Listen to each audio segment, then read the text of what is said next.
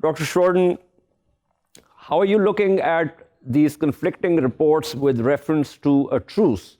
Is this about overall ceasefire?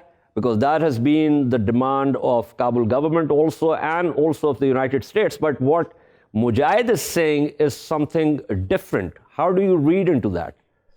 Yeah, there's a number of conflicting reports that have come out over the last week or so as to what the Taliban are actually discussing. It appears that what the U.S. has asked for is a ceasefire of some limited duration.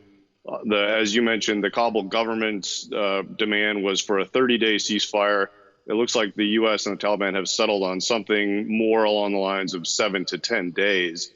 And that ceasefire would precede the signing of a deal between the U.S. and the Taliban, which would then lead very quickly, again, some people say within 10 days, maybe 2 weeks, 2 to 3 weeks, to the start of intra-Afghan negotiations in which the Taliban would sit down with an inclusive delegation of Afghan individuals, including some from the government.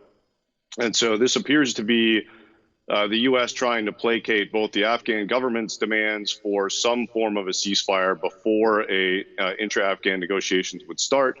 And I think domestically, it also is an attempt by Ambassador Khalilzad to play to some of the criticisms of the draft deal that he had negotiated last August, and that was scuttled by President Trump in September, which did not include any form of a ceasefire and which took a lot of criticism as a result.